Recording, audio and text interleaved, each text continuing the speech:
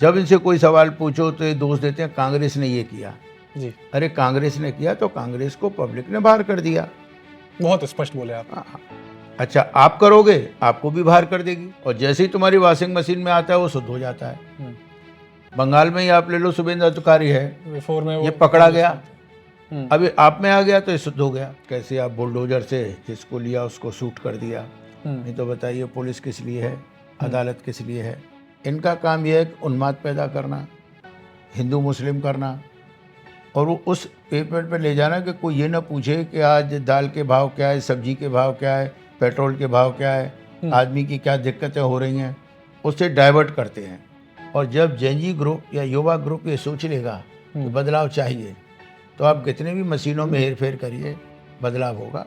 अगर किसी दिन नोट पर गांधी जी का नाम हटके अगर मोदी का छप जाए तो सरप्राइज मत लेना, कह देना महेश पाठक जी ने ये बात कही थी। आप देख लीजिएगा, चुनाव होने दीजिए और ये सत्ता बदलेगी और यहाँ पर सपा कांग्रेस का गठबंधन आएगा। तो आज हमारे साथ इसी विषय पर और इसी राजनीति पर चर्चा करने के लिए महेश पाठक जी हैं, जो कि कांग्रेस पार्टी से वरिष्ठ नेता है और कैंडिडेट भी रहे लोकसभा के, और कहीं ना कहीं बहुत बड़ी मजबूती से काम करते हैं कांग्रेस पार्टी के लिए। उनसे बात करते हैं 2027 के चुनाव को लेकर क्या तैयारी चल रही है। तो सर बहुत बहुत स्वागत है आपका हमारे चैनल पर। और देखिए जिस तरीके से 2027 का चुनाव नज़दीक है और हर पार्टी तैयारी में लग चुकी है, तो आप और आपकी पार्टी क्या तैयारी शुरू कर रही है? देखिए जैसे अभी आपने कहा कि 5 राज्यों के चुनाव हो चुके, केरला हमको मिला, ठीक है, तमिलनाडु में हमने मिली जुली सरकार बनाई, गठबंधन के साथ बनाई। मैं पर्टिकुलर बात उत्तर प्रदेश की करता हूँ। आपने देखा अभी 2024 में पार्लियामेंट का इलेक्शन हुआ और समाजवादी पार्टी ने 37 सीटें जीती, 6 सीट कांग्रेस को भी मिली, तो हमको 43 सीट मिली। हाँ, गणित हमारा ये है कि जो सपा की सीटें थी पार्लियामेंट की, उसमें कम से कम 175 विधानसभा में उनको बहुमत मिला जी। कांग्रेस को 39 सीटों पर बहुमत मिला विधानसभा में। हाँ, जो हम जीते हैं जी। अगर आप 175 39 का टोटल मारेंगे तो ये 200 के ऊपर चला जाता है। ये जनता है जिसने हमको वोट दिया। अब आएगा असेंबली का इलेक्शन, अगर यही वोट असेंबली में कन्वर्ट हो जाते हैं जी तो सरकार बन जाती है। बिल्कुल हो सकता है, क्योंकि पार्लियामेंट का इलेक्शन और असेंबली के इलेक्शन में थोड़ा फ़र्क होता है। फर्क है। पार्लियामेंट सेंट्रल मुद्दे पे चलती है और स्टेट के इलेक्शन में लोकल मुद्दे भी आते हैं। तो हम लोग उसी तरीके से चल रहे हैं जिसमें आपने देखा मथुरा मेरे बाद में, मैं 19 में लड़ा, फिर मैं नहीं लड़ा क्योंकि हमने सोचा आगे देखते हैं। तो आपने देखा यहाँ भी जो हमारे यहाँ चुनाव हुआ तो हमको 5 विधानसभाओं में 40-40 हज़ार वोट मिले। पहले कभी 10 मिलते थे, 5 मिलते थे, 15 मिलते थे। खैर मथुरा विधानसभा में अच्छे वोट हैं, परंतु 4 विधानसभाओं में काफ़ी साल तो हम लड़े भी नहीं, परंतु आप देखोगे उसमें भी 40-40 45 है। दूसरी सीटें जो हम हारे, आप देखोगे आगरा में ही हमको 5 लाख वोट मिले, थोड़े वोटों से हारे। अलीगढ़ तो जनता में थोड़ा बदलाव चाहिए। दूसरा, जनता ये देख रही है, अभी आप देख रहे हैं देश का क्या हाल है, चाहे डीजल पेट्रोल हो, चाहे कैसे आप बुलडोजर से जिसको लिया उसको शूट कर दिया। नहीं तो बताइए पुलिस किस लिए है, अदालत किस लिए है? आप पकड़ो, आप अदालत में दो तो होगा। आप किसानों का हाल देखिए, अभी मोदी जी ने कह दिया कि यात्रा मत करिए। योगी जी कहते हैं सोना मत खरीदिए, कहते हैं उर्वरक नहीं मिलेगा, तो बताओ किसान जाएगा कहाँ? दूसरा, आप एक गौर करिए कि ये जो देश को चला रहे हैं, आज 80 करोड़ जनता को आप 5-5 किलो अनाज देते हैं, आपने उनको स्वावलंबी तो बनाया नहीं। 14 करोड़ आदमियों को आप महिला के तहत अनुदान दे रहे हैं। 140 करोड़ की जनता में आपने 100 करोड़ जनता को तो आश्रय पर रख दिया है। आज अगर अनाज देना बंद कर दें उनका क्या हाल होगा? तो जो कानून व्यवस्था लोग देख रहे हैं, अच्छा आप जितने वादे करते हैं, मैं शुरू में नहीं जाना चाहता। मोदी जी बोले 2 करोड़ रोजगार दूंगा, खाते में 15 लाख रुपए दूंगा। आप देखो कोई भी वादा पूरा नहीं हुआ। आज इन्फ्लेशन रेट देख लो क्या हाल है। तो पब्लिक इस बात को समझ रही है। आज आप देखते हैं जो महंगाई बढ़ती है, एक बार बताइए कोई एक रात में जादू हो गया कि अब डीजल और इसकी बात याद आ गई। राहुल गांधी ने तो 2 महीने पहले कहा था कि ये अगर युद्ध चल रहा है ईरान का तो इसका सभी देशों पे फर्क पड़ेगा। तब आपको चुनाव थे, आप नहीं चाहते थे कि हम चुनाव के बीच में ये बात करें, तो उस पर वोट बैंक पे फर्क पड़ता है। तब तो हेलीकॉप्टर भी उड़े, खूब गाड़ियाँ भी चली, सब चली, और जैसे ही चुनाव ख़त्म हुए आपने एक साथ ही बम गिरा दिया जनता के ऊपर। अरे आप उसको धीरे धीरे करते, और ये बम गिरा के आप 5 दिन की यात्रा पे चले गए, उसमें डीजल पेट्रोल खर्च नहीं होता है। ये पब्लिक सब समझती है। तो हमारा काम मैं किसी की ये नहीं कह रहा विपक्ष पक्ष की, जब इनसे कोई सवाल पूछो तो ये दोष देते हैं कांग्रेस ने ये किया जी। अरे कांग्रेस ने किया तो कांग्रेस को पब्लिक ने बाहर कर दिया। बहुत स्पष्ट बोले आप।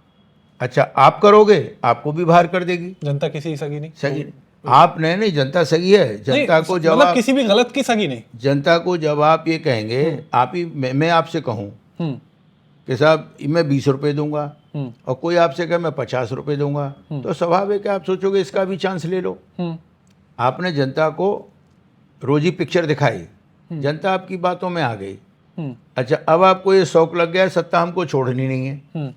एक एक जन बच्चा ये जानता है कि ईडी हो, सीबीआई हो, इनकम टैक्स हो, यही आपके मेन कार्यकर्ता हैं।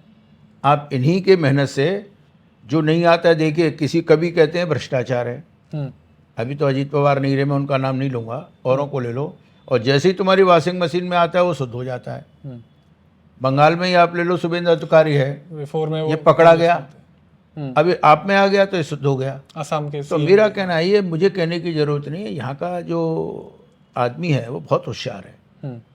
उसने चांस दे के देख लिया, वो देख रहा है तुमने नोटबंदी की, सबको लाइनों में लगा दिया। ये सब बातें वक्त पे आती हैं। और जहाँ तक मथुरा की बात है, मथुरा श्री कृष्ण भगवान की जन्मभूमि है, यहाँ का मुद्दा भी बड़ा सेंसिटिव है।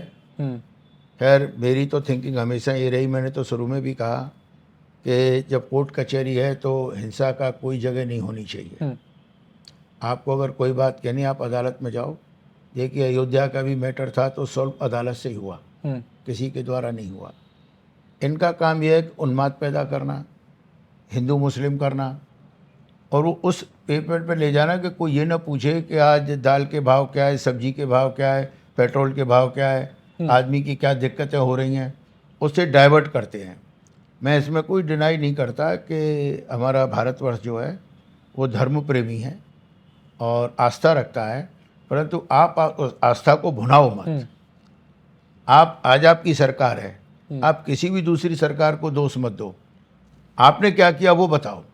आप इनसे जब भी इनकी उपलब्धि पूछते हो तो हमारा काम यही है, हमारे यहाँ भी वार्डों में काम चल रहा है, हम बूथ लेवल पे बात कर रहे हैं, और हमारी कोशिश ये है कि जो हमको पार्लियामेंट में जनता ने समर्थन दिया, हम उसको थोड़ा बरकरार रख के और उसमें 2-4% का इजाफा करें।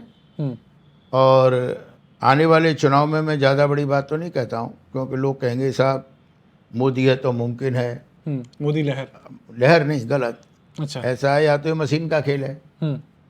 आप भी जानते हो कि जब इजराइल ने पेजरों में बम सेट कर दिया और वो एक साथ विस्फोट हुए, तो ये तो मशीन है, इसको भी आप जैसे सेटिंग कर दोगे, कंप्यूटर तो आप भी चलाते हो, आप बटन दबाएंगे, हर तीसरा बूट कहोगे तुम पे चला लेकिन जाएगा। वो फिर केरल और तमिलनाडु जैसे राज्यों के लिए तो सवाल उठाते हैं। केरल तमिलनाडु में यूँ उठाते हैं क्योंकि वो बहुत होशियार हैं। वो ये जानते हैं कि जहाँ हमारा 0.5% वोट भी नहीं है और वहाँ हम ले जाएं 5-10% वोट, तो ऑब्वियसली दिखेगा। जैसे आप देखो यहाँ पे इस्लामिया है, अगर वहाँ पर 1000 वोट बीजेपी का निकल जाए तो समझ लो कोई गड़बड़ है, तो उनको भी मालूम है हमारा वोट नहीं है, बहुमत वहाँ मेजॉरिटी सबको मालूम है, ना कोई दूसरा वोट ही नहीं है। अभी बंगाल में ने क्या किया, जो 60 लाख वोट और 70-75 लाख वोट काटे, अभी तो मुझसे पूछो, मेरे हाथ में अगर मशीनरी है तो मैं यहाँ से बीजेपी के वोट काट दूंगा। बिल्कुल, क्योंकि मुझे मालूम है किस मोहल्ले में बीजेपी के वोट हैं, क्योंकि जहाँ मुझे मिलते हैं तो मुझे मालूम है यहाँ कम है, यहाँ मेरा ज़्यादा है। अब ऐसे वोटों को आप उड़ा दो, 70 लाख वोटों को आप सीटों से डिवाइड करो तो हर सीट पर 30,000 वोट का फर्क आता है। एक रिपोर्ट के मुताबिक 93 लाख करीब वोट, मैंने क्या कहा, हर एक में 30-40 हज़ार का फर्क है। बिल्कुल, क्योंकि अगर 30,000 से लो तो 1 लाख में 3 सीट होती हैं। बिल्कुल, और अगर आपने 7 निकाल दी 210 सीट हो गई। तो जो चुनाव आप 5,000, 10,000, 15,000 वोट से जीत रहे हो, अच्छा आपने इतनी सेना लगा दी, सेना क्यों लगा दी कि जहाँ तुमको मालूम है इनका माहौल है, वहाँ के वोट हमको नहीं निकलने देने हैं या स्लो कर देने हैं, ये हम भी समझते हैं। जी। परंतु क्या होता है कि कोई ये न सोचे कि अगर मुझे एक बार सत्ता मिल गई तो वो कभी नहीं जाएगी। मतलब आप ये कह रहे हैं हम लोगों ने 60 साल राज्य किया। जी, मतलब आप ये कहना चाह रहे हैं कि बंगाल की जो जनता है वो बदलाव नहीं चाहती थी, वो देखिए अगर बदलाव चाहती तो उससे पहले 29 ममता जीती पार्लियामेंट। उन्होंने तो ये सोच के गए थे कि हमको शाम दाम दंड भेद से बंगाल जीतना है। जी, ठीक। अब देखिए इनका प्लान था, तो देखिए इन्होंने नीतीश कुमार को बिहार से विदा कर दिया। ये डे वन से कह रहे थे। ऐसे ही देखो इनका प्लान था तो इन्हें शिवसेना को महाराष्ट्र में बाहर कर दिया। बिल्कुल। तो ये लोग कर रहे हैं, बड़ी अच्छी बात है। एक कहावत है हमारे यहाँ कि जाको प्रभु दारुण दुख दे ताकि मत पहले हर ले। भगवान इनकी बुद्धि सुबुद्धि करे। मैं तो मुद्दे की बात ये कह रहा हूँ कि जनता, स्टूडेंट, अब बताओ इन स्टूडेंटों के साथ जो कांड हुआ, इन बेचारों का क्या दोष? आपने 22 लाख लड़कों की लाइफ को दाव पे रख दिया। बिल्कुल। अब अगर आपके शासन में गलती है तो आप उनको सस्पेंड करो। आपको लगता है तो इन लड़कों को इनकी फीस माफ़ करो, और ज़्यादा नहीं है तो जैसे कभी देखते हैं कोरोना काल में एग्ज़ाम हो और नहीं हो पाए तो उनको पास कर देते हैं। आप इन 22 लाख लड़कों को पास कर देते। भाई आपकी गलती से ये क्यों सफ़र करें? न तो आपने मंत्री को हटाया, ना आपने उसके चेयरमैन को सस्पेंड किया। जी। आप कहते हैं इंक्वायरी कर रहे हैं। अरे इंक्वायरी से क्या होगा? जी। तो ये स्टूडेंट नहीं समझ रहे। बिल्कुल। देखिए बेरोजगार चरम सीमा पर है। बिल्कुल। तो ये सब जो काम है हमारा काम है, हम भी पब्लिक को बता रहे हैं। आप देखो अभी ये कॉकरोच चला, मैं जिक्र ही कि एक्चुअली मैंने रोकना ही था कि नीट का जो एग्जाम की बात करी तो कॉकरोच जनता पार्टी वो क्या मैंने कहा तो ये क्या है? ये कोई हम कर रहे हैं? ये जनता में क्रोध है, युवाओं में जोश है। जी। अब ठीक है, आप इजराइल के साथ मिलकर मशीनों में छेड़छाड़ जो करते हैं, सब जानते हैं पेगासस क्या है, वो आप करिए। परंतु धीरे धीरे जनमानस में ये बात पेनिट्रेट हो रही है, और जब जेनजी ग्रुप या युवा ग्रुप ये सोच लेगा कि बदलाव चाहिए, तो आप कितने भी मशीनों में हेरफेर करिए, बदलाव होगा। और मैं अपने बात में एक आखिरी में आपसे कह देता हूँ, आप देख लीजिएगा, चुनाव होने दीजिए और ये सत्ता बदलेगी, और यहाँ पर सपा कांग्रेस का गठबंधन आएगा। जी। अब ये मथुरा जिले के लिए बात कर रहे हैं, उत्तर प्रदेश की? मैं तो उत्तर प्रदेश की बात कर रहा हूँ। उत्तर प्रदेश की बात कर देखिए सरकार तो उत्तर प्रदेश से बदलेगी, न कि मथुरा से। मथुरा से बदलेगी। मथुरा में अगर हम लोगों का पैक्ट होता है, कितनी तो सीट? 5 विधानसभा हैं। नहीं सुनिए, तो मैं समझता हूँ यहाँ पर अखिलेश जी, जहाँ तक मेरी फीलिंग है कि मेरा पर्सनल भी रिलेशन है, तो ये 5 सीट तो यहाँ से कांग्रेस लड़ेगी। 3 तो प्रत्याशी की वो अभी जिक्र करते हैं समाजवादी पार्टी। समाजवादी, देखिए ऐसा है हाँ। कि अगर वो लड़ें तो हमें तो कोई आपत्ति है नहीं। बिल्कुल। नॉर्मली चुनाव का एक फार्मूला होता है कि या तो आप सिटिंग गेटिंग हैं, आप जीते हैं, आप ले लीजिए, या दूसरा फार्मूला होता है जिसमें सेकंड नंबर पे आप रहे हैं तो उसको मिलती है। अगर सेकंड में मानो हमारे गठबंधन का कोई दल नहीं है तो तीसरे नंबर पे मिलेगा। तो मथुरा में अगर आप देखोगे कि पिछले में भी जो हुआ है, जो भी विधानसभा है इसमें, उसमें वो देखेंगे नंबर 2 नंबर 3 कौन है। डेफिनेटली, सही बात। तो अगर उन लोगों को कहीं नंबर 2 पे वोट मिले हैं तो वो लड़े। जी। भाई मिलने का तो तालमेल यही होता है ना, जहाँ आपकी मजबूती है वहाँ आप लड़िए। चुनाव लड़ने के लिए तो चुनाव हम लड़ नहीं रहे, हमको तो जीतना है। सही बात। तो जो जीता हुआ कैंडिडेट होगा उसको हम लोग सपोर्ट करेंगे। तो जब बैठ के आकलन होगा कि भाई ये सीटें हैं, कौन जीत सकता है, उसको वो सीटें मिलेंगी। तो ये अभी इतना बड़ा इशू नहीं है, क्योंकि जब मौका आएगा दोनों पार्टियां आपस में बैठेंगी, कितनी सीटों पर तालमेल बैठता है, कौन कौन सी सीट वो सेलेक्ट करते हैं। पर तो नॉर्मली जो हम लोगों का जनरल फार्मूला रहता है सीट सिलेक्शन में, वो यही रहता है सिटिंग गेटिंग, या जो नंबर 2 पे आए, मतलब जो कैपेबल है, जो सक्षम है, और वो आगे आएगा। और मेरे हिसाब से यही क्राइटेरिया होना भी चाहिए। जी, जनता चुन रही है। हम सिर्फ लड़ने के लिए किसी को लड़ा दें, उसमें कोई फ़ायदा नहीं। तो समाजवादी पार्टी भी बहुत मेहनत कर रही है, और वही नंबर 2 पार्टी भी है यहाँ पर। कांग्रेस भी अपना प्रयास कर रही है, और मैं समझता हूँ कि हम लोग जो जनता से जुड़े मुद्दे हैं वो जनता में लेके जाएंगे, जी। जनता को समझाने की कोशिश करेंगे। बाकी तो जनता सर्वोपरि है, जी। वो जिसको चाहेगी उसको चुनाव जिताएगी। पार्टियों का काम है कि अपने पक्ष को रखना, अपनी बात को बताना, क्योंकि इसी से आप आक्रोश देखिए कि कांकरोच पार्टी को थोड़े ही दिन में करोड़ों पर 22 मिलियन 2 करोड़ के ऊपर पहुंच गए। तो ये क्या है? अगर आदमी बिजी है, अपनी कमाई कर रहा है, काम में लगा है, तो उसको फोकट में माथा मारने की जरूरत नहीं है। ये इतना बड़ा बहुमत चंद दिनों में ये शो करता है कि कितना ज़्यादा आदमियों में आक्रोश है। अगर आप संतुष्ट हैं तो आप लेफ्ट राइट नहीं देखेंगे, जब आप असंतुष्ट हैं तो आप लेफ्ट राइट सब देखेंगे। बिल्कुल। तो ये पब्लिक के ऊपर है, हमारा काम है बताना। अगर पब्लिक को लगता है कि एक पार्टी अच्छी है जी, तो वो एक को जिताएंगे। बिल्कुल नहीं, लेकिन कहीं ना कहीं आप जिस तरीके से आप देखते हैं कि स्पष्ट वो तो एंटी पार्टी है ये बीजेपी के लिए, कॉकरोच जनता पार्टी। 3 से 4 दिन में उसने 8.4 मिलियन बीजेपी के जो फॉलोअर्स हैं पीछे कर दिए हैं। तो क्या लगता है कि उस पार्टी के अगर आने से, अगर वो, क्योंकि अभी तो इंस्टाग्राम सोशल मीडिया पर है, वो ज़मीनी हकीकत पर अगर उतरती है तो उसका कोई बेनिफिट कांग्रेस या अदर पार्टी को मिलने वाला नहीं, देखो हम उस पर नहीं जा रहे जी। हमारा तो बड़ा सिंपल तरीका है, हम किसी के बेनिफिट को नहीं ले रहे। मैं तो ये बता रहा हूँ कि ये जनता का आक्रोश है। मैं जनता की कोई तुलना नहीं करता, क्योंकि गरीबी तो क्या है, ऊपर वाले की मर्जी है, किसी को अच्छा देता है, किसी को बुरा देता है।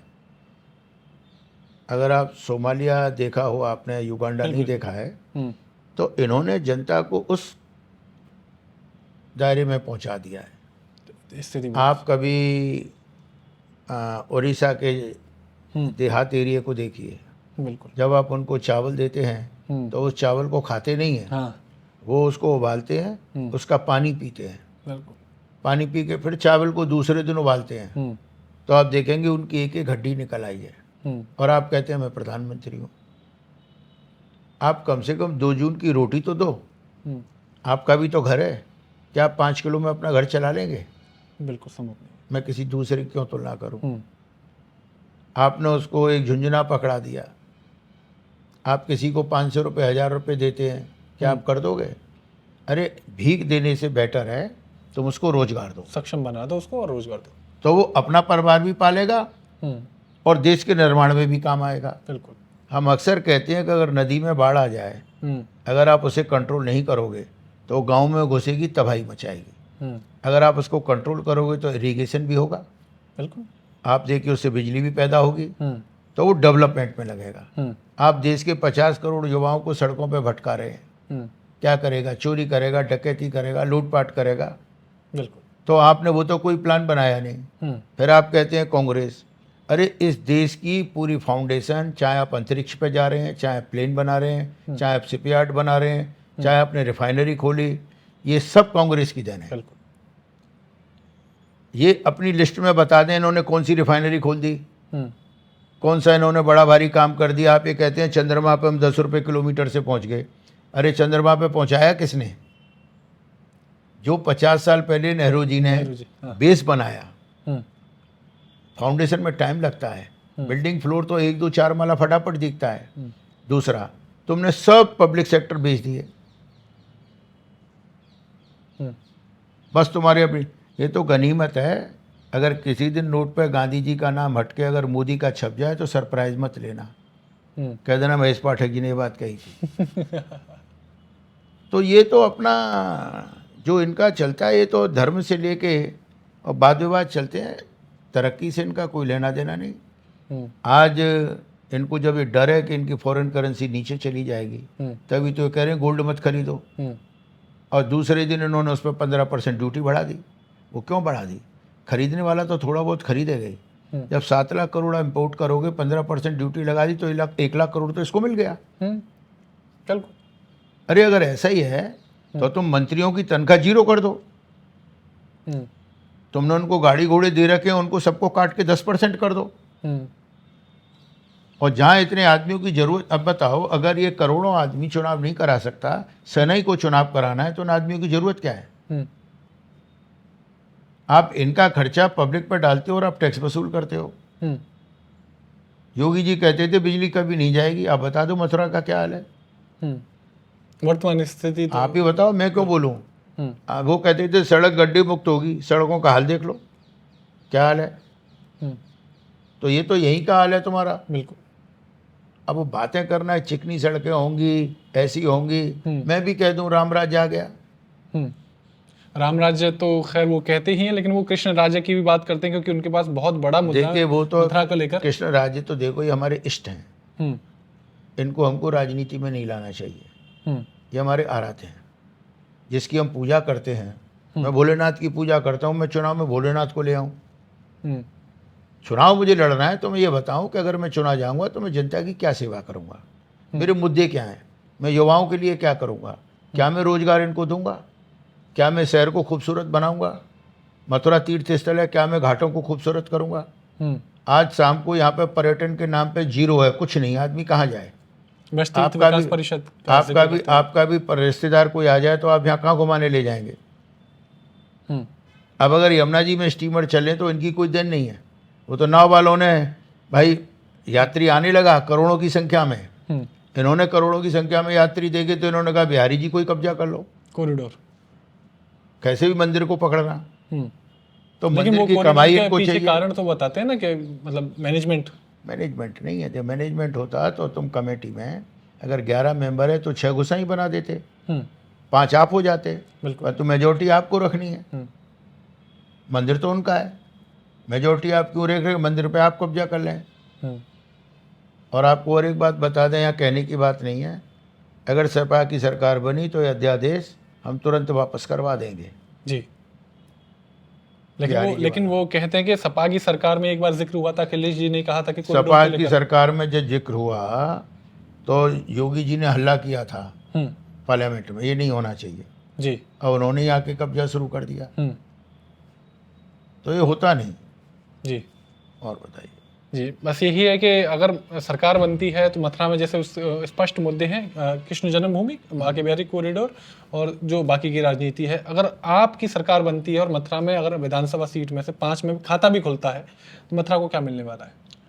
नहीं, मथुरा को तो जो हमारे यहाँ लीडर चुना जाएगा मुख्यमंत्री, उसको हम कहेंगे जो मथुरा की बेसिक समस्या के खारा पानी, यमुना का शुद्धिकरण हमारा बहुत बड़ा मुद्दा है। साफ हो पाएगी? देखिए साफ तो हम लगी रहे हैं, आपने विश्राम घाट पे देखा, हमने भी पंप लगा रखे हैं कि जब यात्री को मच्छर अच्छर न मिले।